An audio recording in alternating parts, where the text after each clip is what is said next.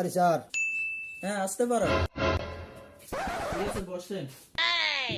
কি জন্য আসছেন? স্যার চাকরির ইন্টারভিউ দিব। ইন্টারভিউ দিবেন? আচ্ছা ঠিক আছে, আপনার কাগজগুলো আমি দেখি।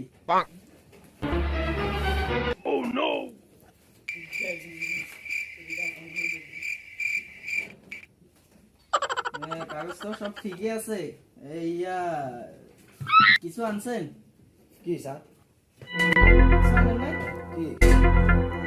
মামা খালু না আনেন না? আমারে 5 মিনিট সময় দেন। আচ্ছা ঠিক আছে। 5 minutes later. আসছেন? জি স্যার। ঠিক আছে, বসুন। হ্যাঁ।